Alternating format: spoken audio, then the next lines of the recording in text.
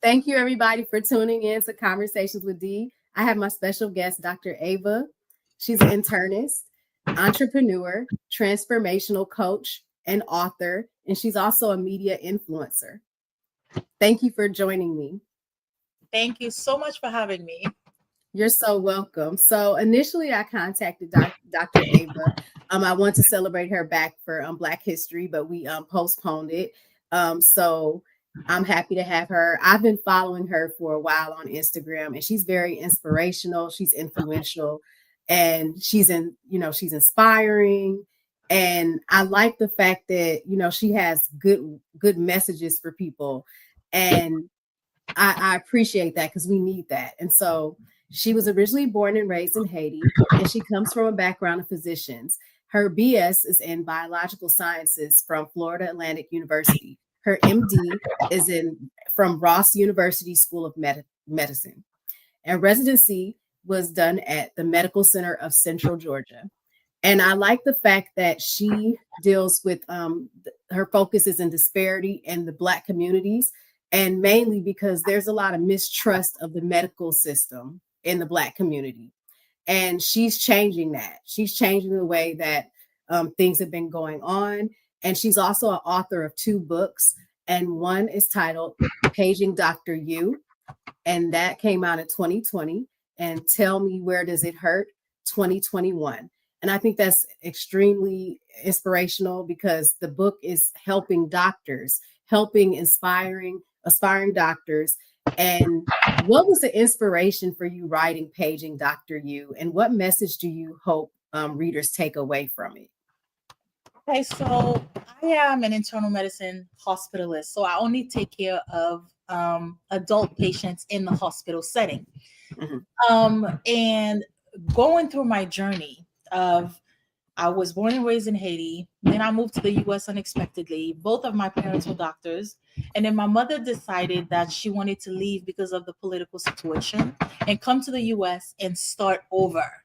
So she started over. She brought us. I finished high school here. I went to undergrad and then went to medical school and then did my residency in Macon, Georgia. And then after finishing my residency and being an attending, looking back at my journey and the things that I had to go through, I realized, wow, I was very fortunate to have had a mother in the medical field, a dad in the medical field, and other people in my family that had been doctors, because the journey was not easy. But having them to guide me really helped me. And I know a lot of people that want to go to medical school don't have that guidance. They don't have anybody in their family that's a doctor. Maybe a nurse, but not everybody has somebody in their family that's a doctor, especially if you're a minority.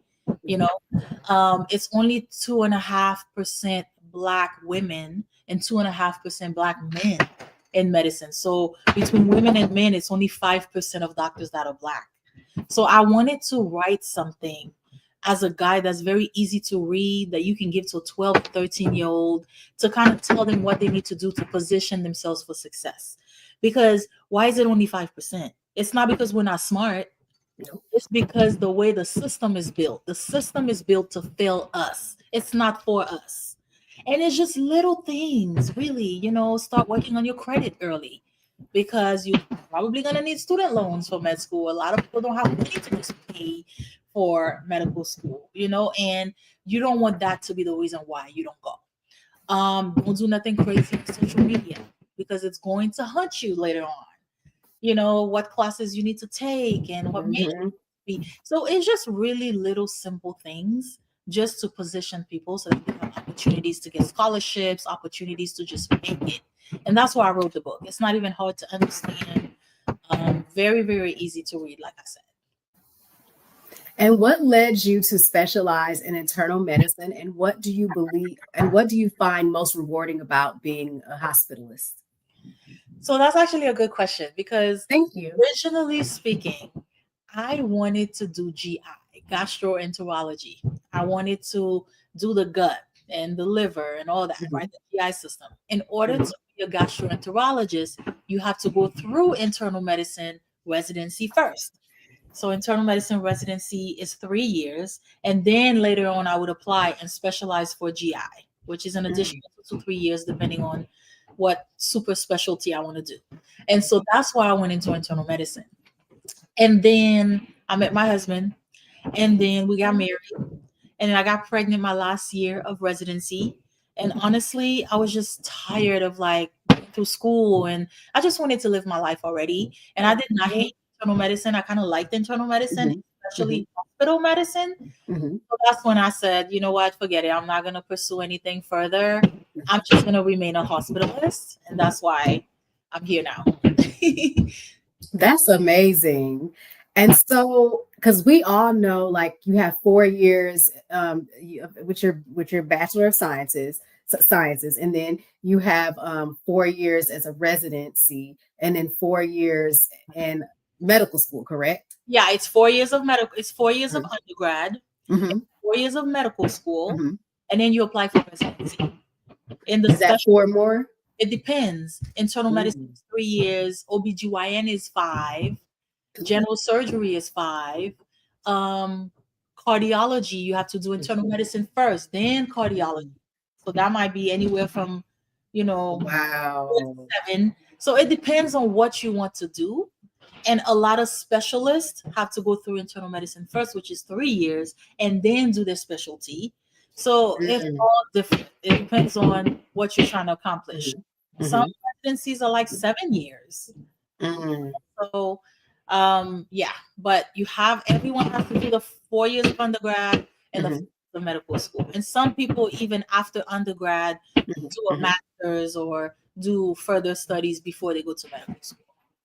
And I've noticed that some doctors they end up with the MS too, like a dual. They went into a dual degree program. Is that something that you thought about doing ever? Not really, because I didn't think it was necessary. Some people Mhm. want to do that. Sometimes Mhm. they do it because they want to improve their GPA. Mhm. So, I mean, the book talks about the different ways to do it. You Mhm. don't even have to have a science major to go to True. medical.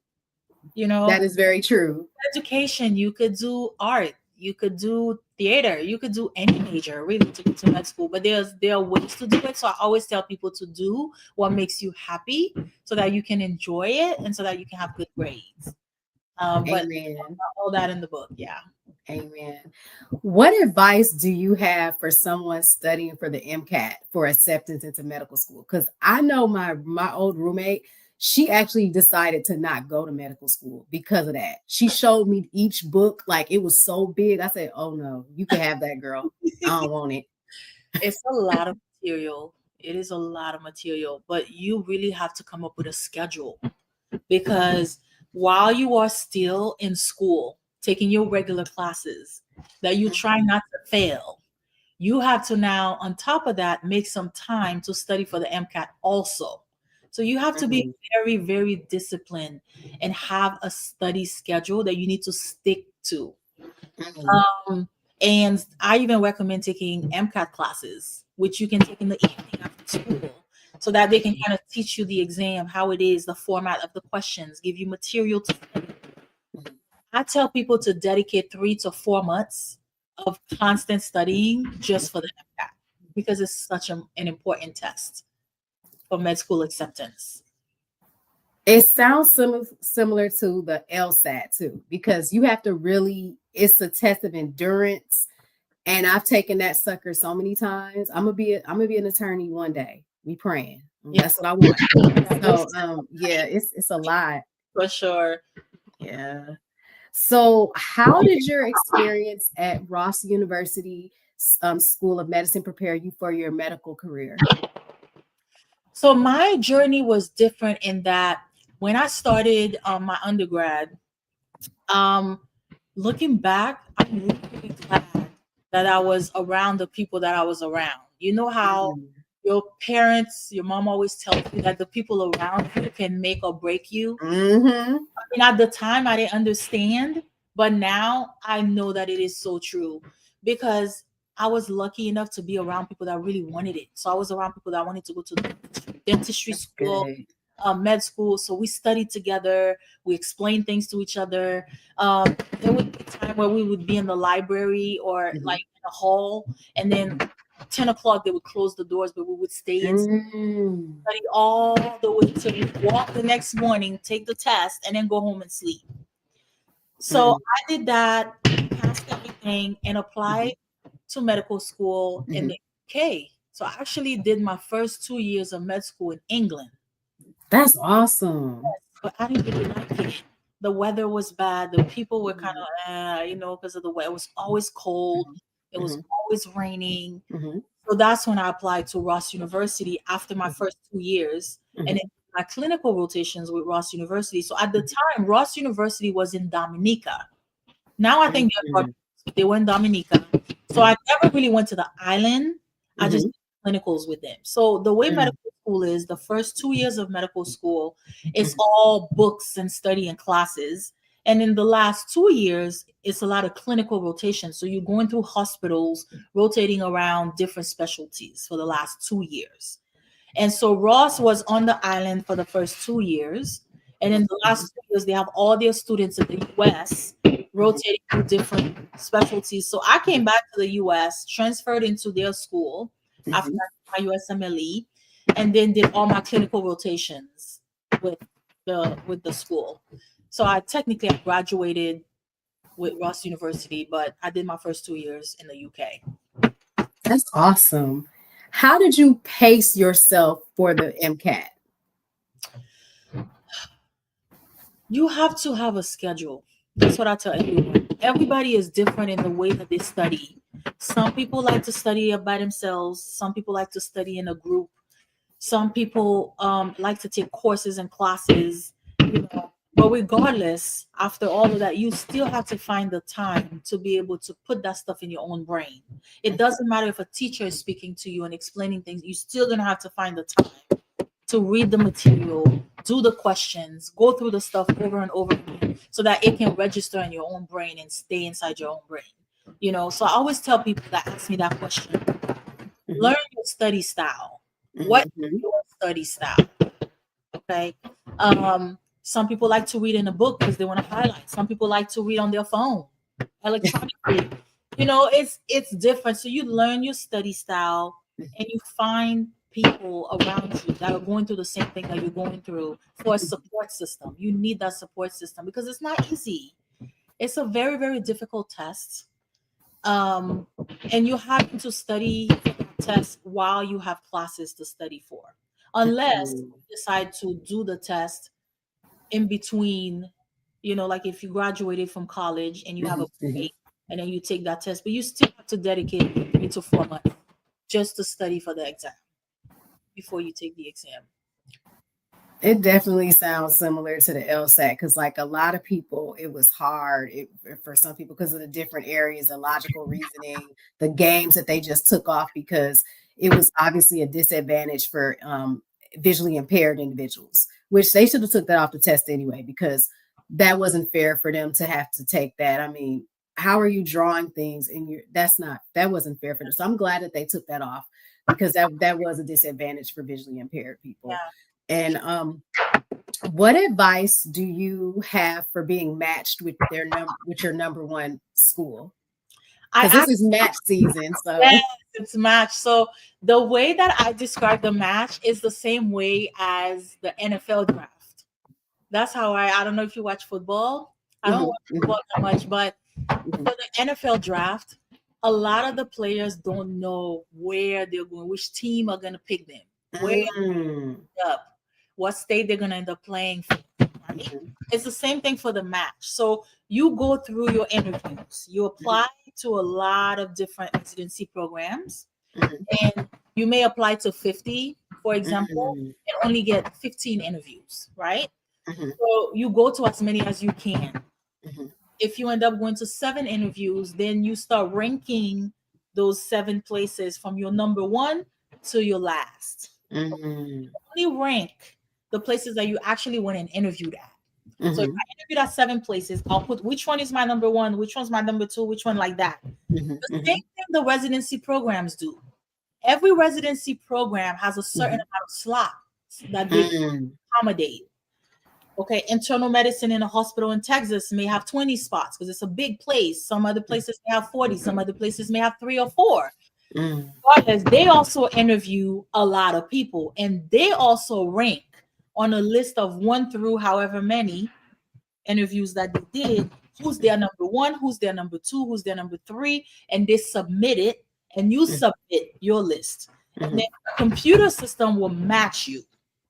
So Mm. just because I picked my number one, Mm. if my number one picked me as their number 20, Mm. filled all their spots before they reach, Wow. I'm not going to my number one. And the same for number two, and the same for number three. So I may end up not matching at all. Mm. And I may end up matching at my number fifth or my number six.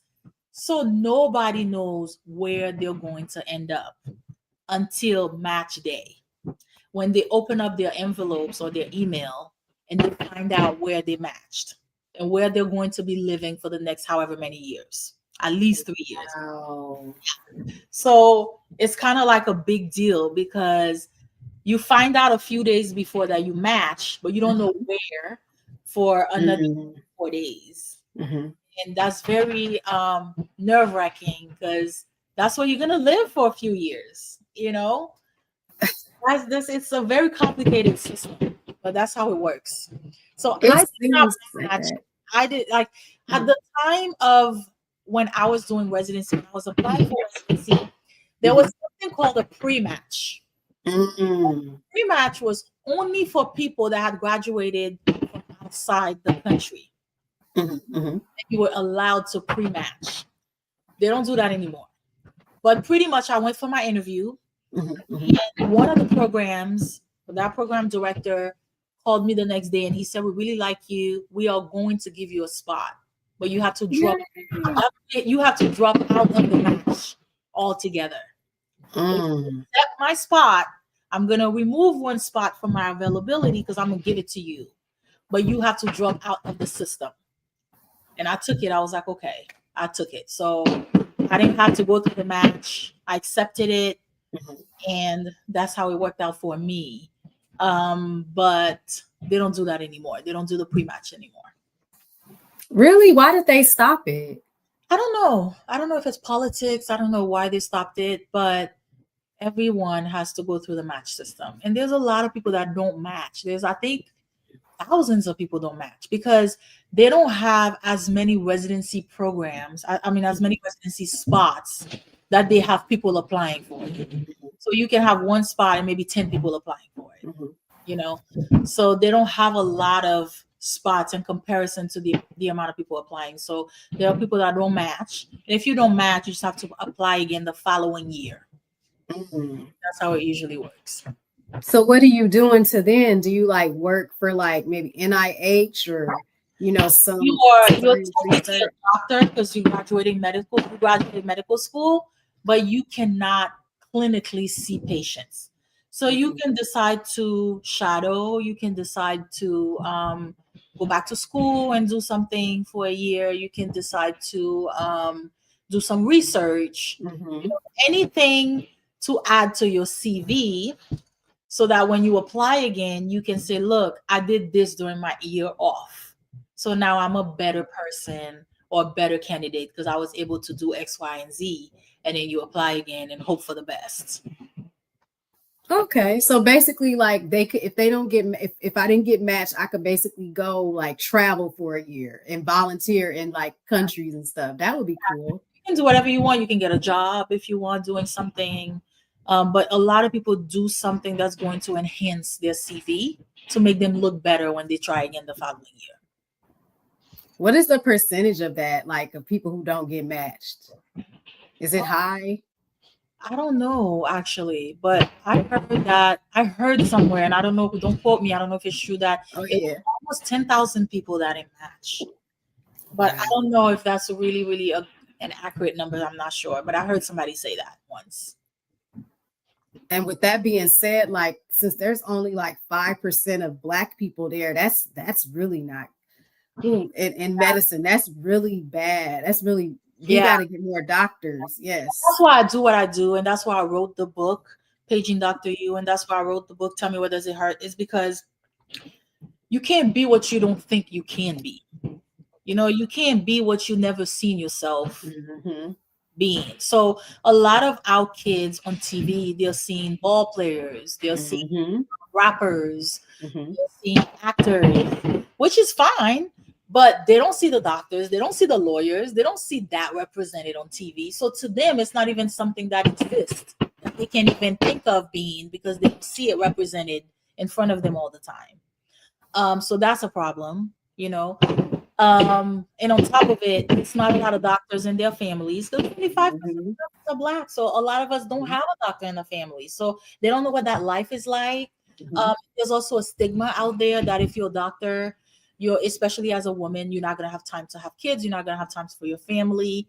You're not gonna have time for yourself. Mm-hmm. That's a stigma that is not true at all. Mm-hmm. So it's just many things Mm-hmm. that I want to break and show people that is not true. I mean, I work full time. I have kids. I'm married. I travel. I still hang out with my friends. You can make it what you want to make it, you know? And so I want to break that stigma. I'm glad you're doing that because like people really do have this like preconceived notion of what certain occupations are and aren't. And so that's good that you did that you're helping with that. And so you've been a strong advocate for increasing the representation of Black women in medicine. What steps do you think are most crucial to achieving this goal? I think really knowing who you are is important because if you don't know who you are and what you stand for, Mhm, people are going to tell you who you are. mhm, So you're going to end up living your life as how somebody else wants you to live. mhm, So you really need to set boundaries, be confident in your abilities, be confident in who you are, so mhm, that every step that you take with intention, and no one can ever dictate how you're gonna live your life or what you need to do. And so that's what I live by now. I wasn't always like that mhm, because going through the training as a black mhm, woman, there's a lot of microaggressions and little things that they tell you and do that at the time I mhm, thought mhm, normal. mhm, And looking back, I'm like, wait a minute, all of this was not normal. It was, mhm, and so I really want to tell people, and just like shine a light on it. You don't have to go through all these things if you're confident in who you are and you know mhm, that you deserve to be where you are because you did the work just as mhm, much as everybody else that's around you, even if they don't look mhm, like you. We're all in the same room. So we all have to go through the same exams. So I'm here just as much as you are here. You are not better than I am. You are not amen. you are not given some I was not given something extra more than you to be where I am because we have to take the same exact Mhm, exam and you cannot pass that exam by people giving you freebies. You really have to study and put that thing in your brain. mhm, mhm, And so realizing that now, mhm, mhm, that has changed my whole outlook on everything. mhm, The way I walk into a room, mhm, the respect I have for myself, mhm, how I want to be treated and spoken to. All these things have changed the minute mhm, I mhm. realized. What advice would you give students and aspiring physicians who are struggling with self-doubt or imposter syndrome? The same thing. The same thing. You belong in the room. Mhm, You mhm, you belong exactly where you are. You've done the work. You continue to do the work. You are not less. So if you can tell yourself, I belong, I belong, I belong, mhm, then it's going to be a little bit easier for you to believe that mhm, you belong. And once you believe that you belong exactly where you are, then you're going to shine. It's really as simple as that. And I know sometimes it's easier said than done because every once in a while, even myself, I'm like, I don't know what I'm doing. Like, mhm, I know what I'm doing. I'm winging it at this point. mhm, And I have to remind myself, wait a minute, hold up. mhm, I've done all the work mhm. and I'm exactly where I'm supposed to be. Amen. I'm supposed to be, you know? And so that helps me navigate a system that Mhm. is not created for people like us. Amen. Can you share some challenges you faced when transitioning from Haiti to the US and how they shaped your path in medicine? I had to pretty much learn a new language. I mean, I understood English. The TV was in English. We watched things in English. I took Mhm, English mhm, classes in Haiti, but I wasn't fluent in English. I had to learn a new culture. mhm, mhm, And the way I moved here was so sudden. It was so unexpected. I came on vacation and ended up staying. mhm, So it was drastic. So it took me some time to kind of adjust. mhm, mhm, But being that I had moved from Haiti to Miami, mhm, there was a lot of Haitians in Miami. And so there mhm, were a lot of Haitians in my school. So it kind of mhm, helped a little bit being around mhm, people that mhm, my culture, you mhm, know, kind of helped me transition. And I also went to a magnet school where half the classes were in French and half the classes were in English. So that also helped me transition. And like I said, my parents were doctors. And so I mhm, had to lean back on. I had them to push me, especially when there were times where I wanted to quit. And there were mhm, times where I doubted myself. I didn't think I could do this. I didn't think it mhm, was for me. Because some of these classes will really have you consider your whole life and think about everything. And so they had to tell me, look, that's how it is. I went through it too. It's normal. mhm, Normal. Even though your professors will look you in the face and tell you, you should reconsider your career. This is not for you. Medical school is not what you should be doing. mhm. And they say that. They said that to me. And they've said Oh that to my God, that's awful. you get a B minus or a C or you're struggling in a class and they tell you to reconsider this is probably not the right path because Mhm, school is not going to accept you. And so when you say something like that to a young person who's already very vulnerable, you really can make them believe that. And so I was lucky enough to have my parents go through the same process mhm. and told me that this is normal. There's gonna be ups and downs. Everything is not gonna be smooth. So it helped me push through many, many, many times that I needed that. Amen. How do you I'm sorry. So, okay, what inspired you to start Dr. Ava B coaching and consulting and what impact have you seen through your mentorship? Um, I now get a lot of good feedbacks from the people that I've helped over the years.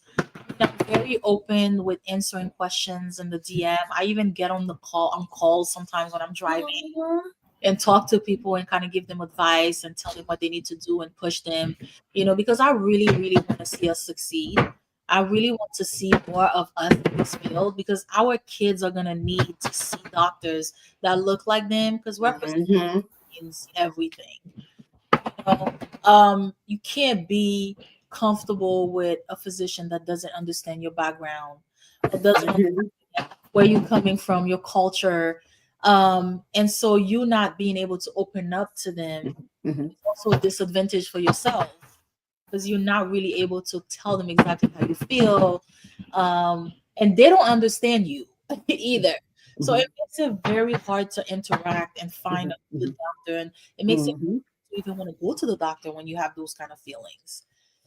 So I think that we need more of us in this field so that the future generation can have more doctors to look up to. We definitely need to increase that number from 5% to 20%. I mean, we're 13% of the population. mhm. Why is it that we're only 5% of doctors? It doesn't make sense. True. So I really want to do as much as I can to like inspire others, help others, show them what I do on a day-to-day basis, the struggles, the positive, Mhm. all of it, um, to let them know that they can do this if they want to. There are going to be bumps along the way. That is Amen. normal because if it was easy, then everybody would do it, right? It's true. So just push through and it can work because I didn't have the best grades all the way through. I had a couple of C's. I had to even drop out of a couple of classes to get an Mhm, A instead of an F. mhm, And I realized that it was too hard. And so I think that mhm, by me talking to the younger generations of mhm, people that mhm, medical school or residency right now, Mm-hmm. that I'm able to help them push through. And I've gotten a few good feedbacks. I've gotten a few phone calls from people that made it into residency. Yay, that's good. Yeah, which is very, very good. It makes me happy. How do you balance being a physician, a mentor, and entrepreneur while also prioritizing self-care? Whew, you said a lot. It is a lot. And I cannot do it all by myself. And I always say that. My husband, we kind of coordinate our schedules because we have the kids. I have somebody who helps me pick up the kids from school when I can't make it. I have to delegate for sure, delegating, outsource as much as I can. I Instacart all the time because I don't always have time to go to the grocery store. So I Instacarted today from Sam's Club, Costco, and Kroger. And they all came to my house at the same time. No, that's right. Yeah, I have to get somebody to help me clean the house. I mean, you can't do it all by yourself. It is not possible. And I don't think you would want to do that also, because you also need to free up some time for yourself, some time to be able to do things that make you happy, not free up yourself to always be cleaning and always be folding laundry, and then you go back to work, and then you have to go to the grocery store, and then it's not sustainable. After a while, you're gonna break. And so outsourcing has definitely been a game changer for me. That's awesome because we have to do that. A lot of people feel bad. It's like you can't do it all. Like you have to have a cup to pour from. Right. So, what does social media play in your mission to empower and educate future doctors? I think social media has its ups and downs, positives and negatives. I want to believe that there's more positive than there is negative. And I think it's a great place to reach way more people than you could reach just in your community or in person, because you have access to millions of people from. Well, this is really a great platform to impact others in a bigger scale. It's also a very new thing for professionals like myself, for doctors. I think 2020 really shone a light on the disparities and everything that has been happening. But all of that was because of social media. And because of COVID and social media, a lot of doctors were now coming out talking about, all the myths and the things that people were hearing and the things that were going on with the virus. So it became an outlet for a lot of doctors to come out and put themselves out there. But we're still learning how to navigate this new world and this new space, But I think that moving forward in the future, you cannot do anything without the internet and without social media. If you want to have a business, if you want to have a practice, if you want to sell things, whatever you want to do, you're gonna have to be okay with social media, because you cannot expand without social media, unfortunately. True. What are some of your future goals, whether in medicine, writing, or mentorship, that you are excited to pursue? Ooh, I think I have a lot of things that I want to do. What I've been focusing on lately is more time for myself, even more time for myself. As I'm getting older, I'm realizing that I also need to cultivate things that make me happy outside of my career. I can't just be all about my career or be all about my kids or be all about just one thing. I want to also honor who I am as a person, because I always say I love medicine and I love what I do, but medicine is not who I am. I have different sides of me. I love to travel. I love to read. I love to shop. I love to sleep. I love to work out. I love to do all these things, but I also love doctor. So I want to be able to give myself a little bit of everything that I love. So I'm working really hard on trying to do that. I've been working really hard on trying to do that the last couple of years, especially working out. And working out is one of the things that most people don't do or put last, because when you have other things that you see are important, you say, well, I'll go to the gym another time. That's one of the things that you push to the side to do the other things. And I told myself that I did not want to do that anymore. The same way that I put my work calendar is the same way that I put my gym time on my calendar, is the same way that I put my me time on my calendar. So I'm really working on cultivating all these different sides of me. Mhm. So that's what I'm focused on right now. That's good. Looking back at your journey, what is one piece of advice you would wish you had received earlier in your career? Mm.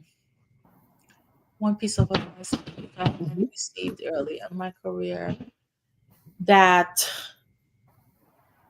I needed to honor myself. mhm, I think that as women, society puts so much pressure on us, even young, and they don't put that kind of pressure on the men. mhm, So you're so focused on all these things that society tells you that you need to be focused on, and you're not focused on you.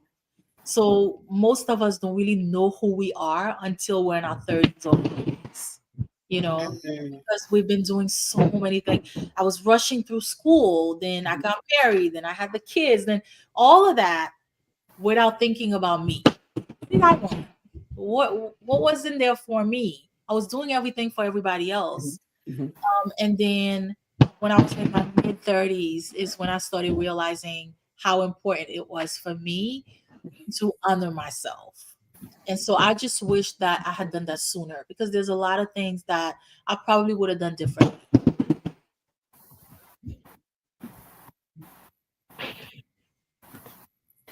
So this leads us back to this amazing book. You all have to pick it up on Amazon. This is one of the books, Paging Dr. You. It's available on Amazon Kindle and as paperback as well. And also, Tell Me Where Does It Hurt is available as well. So make sure that you support Dr. Ava and her journey, and make sure that you also, let me see, go to, where is it? Trying to find it. You can find her at these social media handles right here, and that's her website as well. And this has been very influential, and I learned a lot myself in terms of like with medical journey. I actually was going to be a veterinarian, but Oh, I don't really? like to lose animals, so that's why I didn't do that. But I learned a lot in terms of like, and you really inspire a lot of people that want to be doctors, and so I appreciate you taking the time to come and allow me to celebrate you.